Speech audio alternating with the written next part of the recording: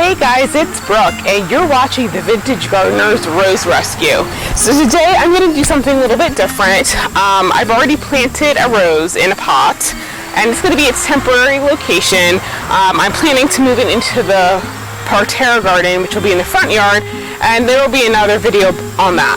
But I thought I'd do a rose rescue video because this rose is kind of in bad shape. This part of my house, and I'm actually in part of the moon garden, is the north side of my house, but surprisingly it gets a lot of sun for the north side. As a matter of fact, when the sun is like over top, it doesn't get as much shade as you would think. And so I had it on this side of the house, but the leaves have gotten burnt and some of the lower leaves have fallen off. It's defoliated, as you can see from down here. And so it's because it's stressed. And what happens when it gets stressed, it drops leaves. So I'm going to show you what I'm going to do to fix it. But before I do that, let me give you a little backstory. If you guys have watched my other videos, then you know that I love roses. Roses are my favorite flower, and it's the reason that I got into gardening. I've tried growing lots of different types of roses, like hybrid tea roses, floribunda roses, and I killed a lot. As a matter of fact, I think it was probably a good 4 to 5 years before I actually got a rose to survive past, the summer season. They always died. I was ready to give up and throw in the towel and be like, forget it, because I did see knockout roses, and although I like them, I really like the other types of roses that I'm seeing better.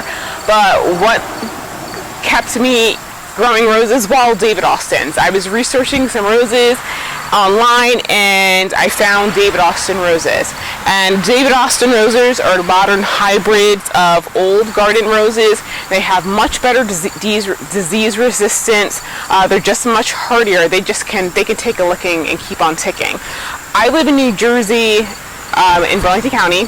I'm zoned 7A. One thing that we have in New Jersey during the summers is a lot of humidity. So one of the things that was happening to all the roses I had been purchasing were that they were getting black spot. For most roses, if they get black spot, it is the kiss of death. Like they're done. David Austin roses can get black spot. They'll defoliate and they keep bouncing back. And I remember some years, like literally, I had roses that defoliated a good 4 or 5 times, maybe even 6 times over a season, and they still came back. They didn't bloom as much. They did bloom, but not as much as I know they can typically do, but they're survivors. So this one is called Tess of the D'Urberville. I did have it in my last garden. This one I think is supposed to be a shrub rose. It says it only gets 4 feet high, but see this thing right here? This is kind of, granted, I know it's in a container, so it's a little bit higher, but this is like what I refer to as an octopus tentacle. If you were not aware, David Austin roses were bred in England, and so it's a completely different climate than over here in the United States. So one thing I found when I was growing David Austin roses is there was what they said on the tag, and then there was what happened in my garden, and a lot of times they octopus out. That's what it's called, octopusing. And usually you could tell when it's octopusing because you'll just have like this one branch that just kind of like goes off to the side. One day I'll have to take you guys out into the Sunset Garden because Teasing Georgia, which is a climber, so it's going to do that, is already starting to octopus out to one side. So Tess of the D'Urberville can be a shrub rose, but it also can be a small climber. So for right now, I'm going to rack it back because, like I said, this is not going to be its final place.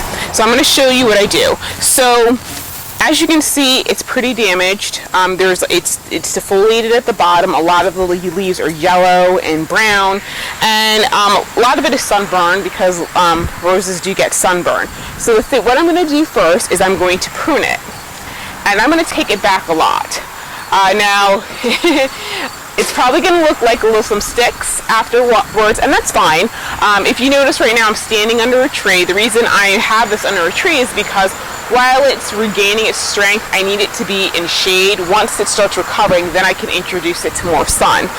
Because I put it in a larger container, that will help with the moisture issues, because prior to that, I had it in the bucket that it came from, and it just dries out much too fast and too frequently.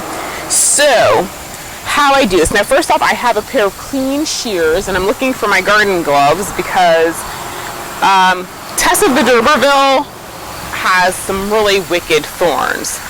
They're bad. I've come to grief on them often. So let me go find a pair of gloves because I'm going to need to grab this plant, and I don't want to I don't want to bleed on camera because that's exactly what's going to happen if I don't wear gloves when I do this.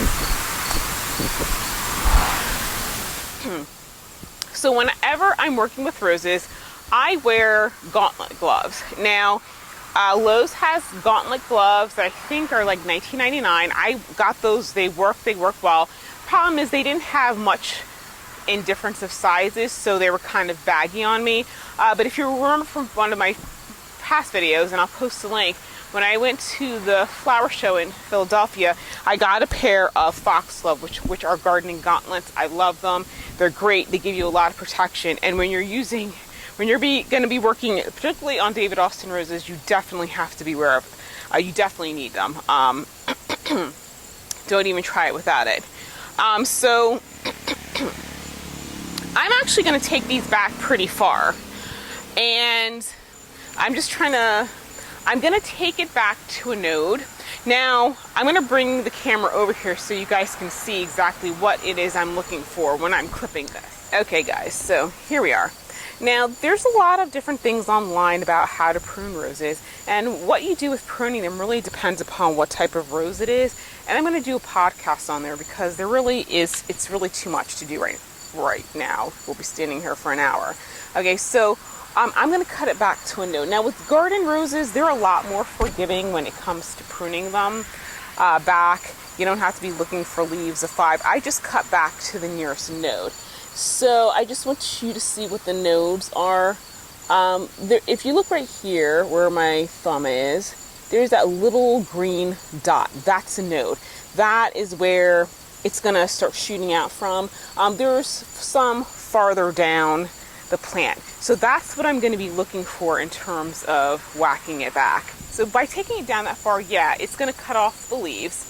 But it'll be okay because really it's almost like basically taking it down to basically like what it was when it was a bare root. And it'll flush back. But like I said, that's why I have it in the sun. In the shade. So I'm going to take it back to, you generally want to, the reason I showed you the node I did is because you really want something that's facing outward. So that way when the plant starts growing, it doesn't kind of grow into each other, because then when they start crossing, that can cause some issues. It can cause them to rub together and scar, and that's how diseases happen.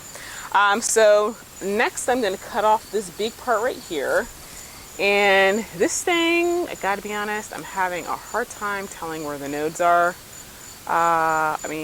There's one right there. You can go by the leaves. So I'm just gonna cut it off of this one. So as you can see, I'm taking it down a lot. This one right here, I really don't, gotta be honest with you, I don't really like the way this one's going because as you can see, it's actually crossing. I don't know if you guys can see that. It's actually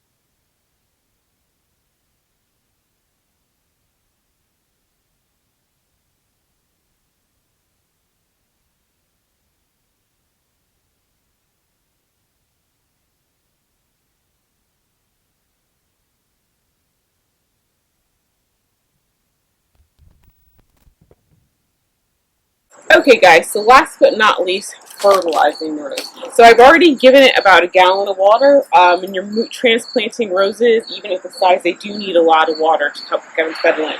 So I gave it about a gallon of water already. So now I'm going to fertilize it. So when I fertilize my roses, and pretty much anything, my favorite fertilizer is called Liquid Gold Fertilizer. It's by Master Nursery. Now, the label on this, and I'll take a picture and put it a screenshot so you guys can see it up close, but the NPK, which is nitrogen, potassium, and phosphorus, or what I refer to as NPK, is 15, 6, and 3. Now, I know a lot of people will probably think, well, that's a lot of nitrogen. The plants really do need nitrogen. That's how it photosynthesizes, because the nitrogen promotes the green growth of the leaves, but your plant needs the leaves for photosynthesis and getting energy.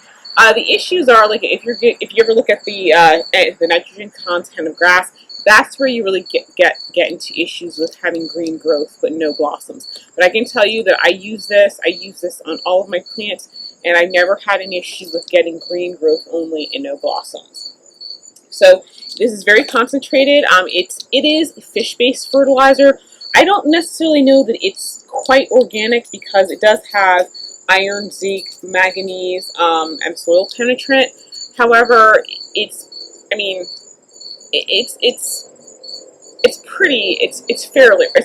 would say it's mostly organic. So you shouldn't have the issues that you get with commercial fertilizers, where like, for example, if it gets in the water, it's going to cause, like, like dead zones in the water, because it's I'll explain that in a different podcast, but there's a reason that you should not overuse fertilizers and you should stick to organics. So what you're going to do is you're going to dilute a tablespoon of this into a gallon of water. Now, I have 2 water bottles here. They're each half gallon, so I'm only going to put a tablespoon in one. And I just spilled some. And the other thing that I do to help prevent transplant shock, I use this little thing called Root Master B1. It's also by Master Nursery, and I love it. I started using it when I had a rose that was having bad transplant shock, and I use it for everything. Now, this one, you only need a teaspoon in a gallon of water. And that's going to help promote root growth, specifically feeder root growth. So I'm just going to take this one, I'm going to pour it in here, like so.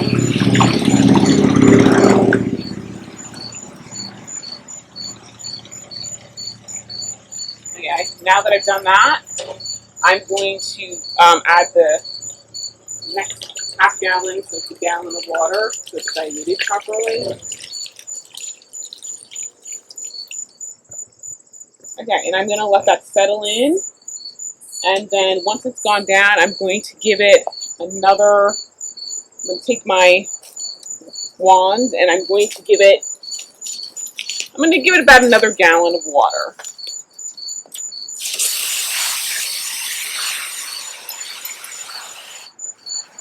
Because fertilizers do need water to truly activate.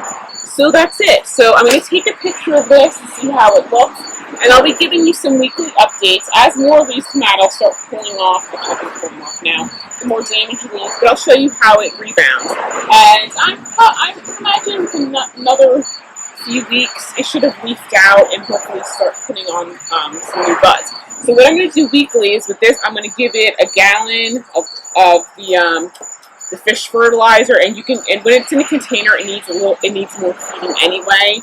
But I'm just going to give it some of that every week, and then it'll rebound. And so you'll see, I'll come back in a month or two so you guys can see how well it's doing. So anyway, that is the end of Rose Rescue. So I hope you guys found that very helpful. Every time I have roses that are stressed or have transplant shock, this is what I do. I whack it back and I give it some liquid fertilizer, which stops acting. The plant absorbs it a lot more quickly than using granular fertilizer. Though I did put some espoma in there for later use. So that's it. So if you guys have any questions, leave them in the comments, and I'll see you guys in the next video.